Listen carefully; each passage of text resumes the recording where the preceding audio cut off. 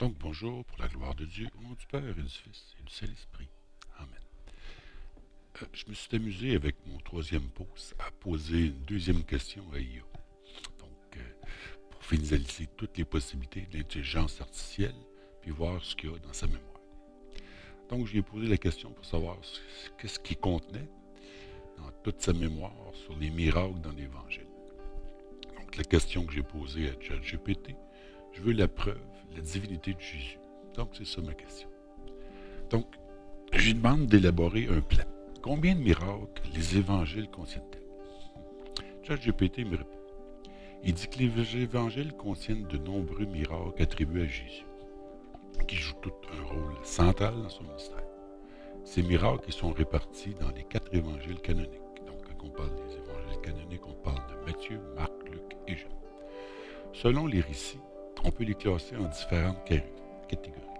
On parle de guérison, exorcisme, miracles sur la nature, résurrection. Donc voici un plan pour explorer cette question que ChatGPT nous a donnée. Donc le plan, c'est combien de miracles de l'Évangile contient-elle?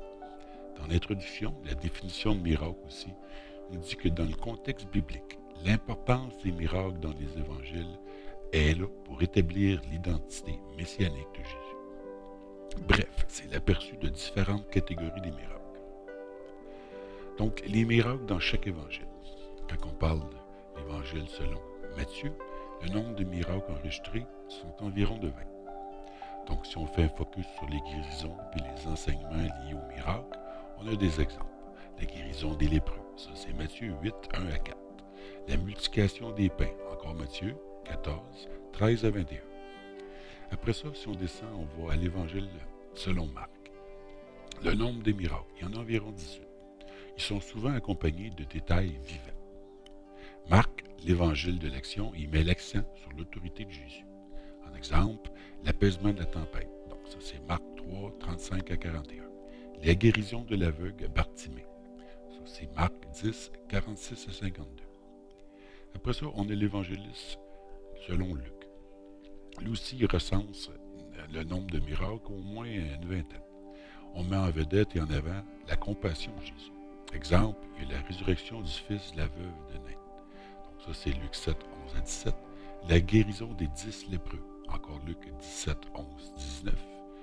Puis après ça, on saute à l'évangéliste selon Saint Jean. Lui, il y en a beaucoup moins. Par contre, ils sont assez précis. On n'a pas la même intention. Le nombre de miracles, 7 principaux. Ils sont appelés des signes. Ces miracles, ils servent à révéler la divinité de Jésus. Exemple, il a transformé de l'eau en vin. Ça, c'est son commencement. Donc, Jean 2, 1 à 11.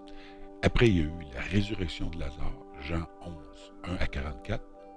Puis après ça, on pourrait aussi les classifier dans les types de miracles qui ont été faits. Donc, les premiers types, on aurait les guérisons. Exemple, les guérisons des malades, des aveugles, des paralysés.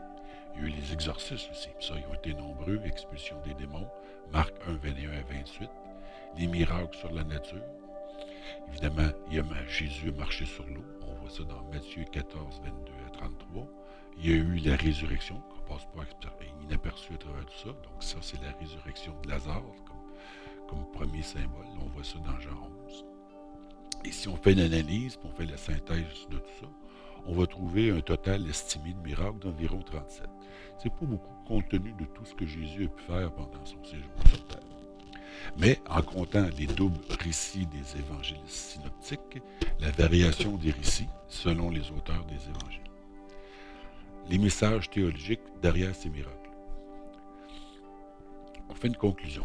Il est important d'en comprendre que l'importance des miracles pour le mystère de Jésus, c'est leur rôle dans la foi chrétienne et leur symbolisme. Donc c'est une piste pour approfondir l'étude des miracles.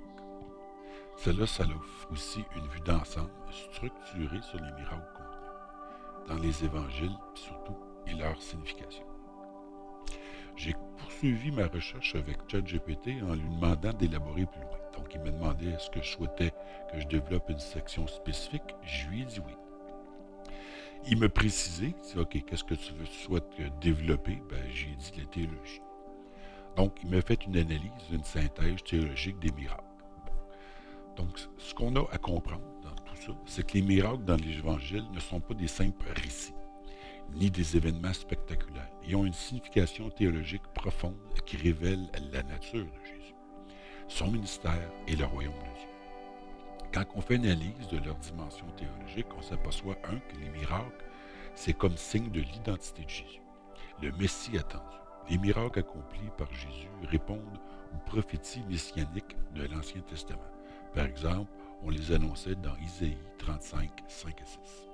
On prédit que le Messie ouvrira les yeux des aveugles, les oreilles des sourds et guérira les boiteux. Donc ça, c'est la preuve de la divinité. On le retrouve dans l'Évangile de Jean. Les miracles sont aussi appelés des signes, car ils révèlent que Jésus est le Fils de Dieu. Par exemple, la résurrection de Lazare. Jean 11, ça démontre que Jésus a le pouvoir sur la vie et la mort. Les miracles comme manifestation du royaume de Dieu. Donc ça, c'est une réalité qui a déjà été présentée.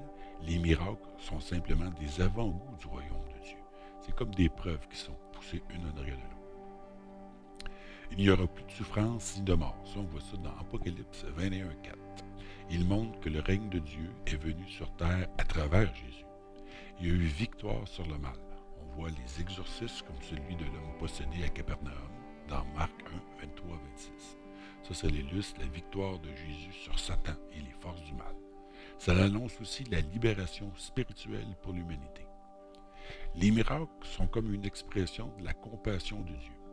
Jésus, lui, y agit souvent par amour et compassion pour ceux qui souffrent.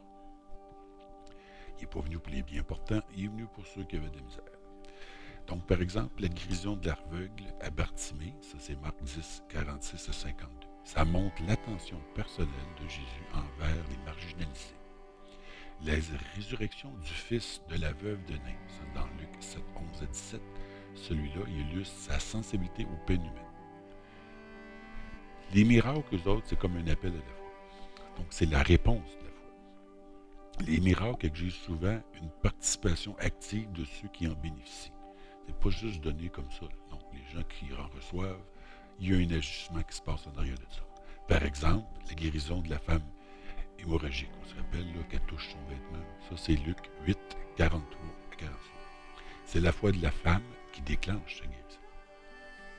Évidemment, c'est un rappel de confiance. Il y a certains miracles, comme l'apaisement des tempêtes, donc Marc 4, 35 à 41, ils servent à renforcer la foi de ses disciples, qui apprennent à faire confiance à Jésus face, évidemment, à l'adversité.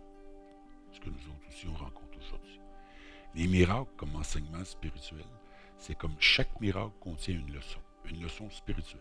Par exemple, la multiplication des pains, Matthieu 14, 13 à 21. Celle-là, elle symbolise que Jésus il est la source de la vie, puis qu'il nourrit spirituellement les croyants. Donc, notre pain quotidien, ça fait partie de ça. La guérison de l'aveugle qui est né aveugle, ça c'est de Jean 9. Jésus se présente comme la lumière du monde. Il apporte non seulement une guérison physique, mais aussi une révélation spirituelle. Il y a les limites de la finalité des miracles. Les miracles ne sont pas une démonstration de puissance pour impressionner, mais c'est des actes de service et de salut. On comprend très bien que Jésus refuse d'accomplir des miracles juste pour répondre à des demandes spectaculaires des gens qui disent « Fais-nous un miracle, fais-nous un miracle ». Là, on voit ça dans Luc 4, 9 à 12. Leur finalité ultime est d'amener les hommes à la conversion et à reconnaître la seigneurie de Jésus. Ainsi, dans Jean 20, 30 à 31, il affirme « Jésus a fait encore et en présence de ses disciples beaucoup d'autres miracles. Mais ils ne sont pas nécessairement écrits dans ce livre. Mais ceux-ci ont été écrits afin que vous croyiez en Jésus, en le Christ, le Fils de Dieu, et qu'en croyant tout cela, vous ayez la vie en son nom. » Donc, en résumé, les miracles dans l'Évangile ne sont pas des simples événements extraordinaires. Ils révèlent l'identité divine de Jésus. C'est ça le sens de l'Écriture. Il annonce le royaume de Dieu. Il témoigne de sa compassion, puis il nous appelle à la foi. Leur sens profond, il réside dans la capacité à transformer spirituellement ceux qui en sont témoins ou bénéficiaires. Donc, ce que ChatGPT me répond en dernier, il dit qu'il peut faire des erreurs. Pensez toujours à vérifier les informations importantes. Moi, ce qui m'impressionne dans tout ça, c'est que tu demandes à un ordinateur qu'est-ce qu'elle pense de Dieu, ou prouve-moi qu'il existe, ou donne-moi des faits probables. Tu as la réponse. Ça serait la même chose si on chercherait à savoir s'il existe des extraterrestres. ChatGPT nous répond qu'on n'a pas vraiment de preuves concrètes. Oui, ça peut être un paquet de phénomènes, mais qu'on n'a toujours pas expliqué. Par contre, la présence de Jésus-Christ, elle est expliquée, elle est datée. On est bien en 2025, après Jésus-Christ, etc. Tous les faits sont là. Et le Saint-Suaire de Turin est une autre preuve. Il y en a partout. Il suffit juste de regarder et d'y trouver. Bonne fin de journée.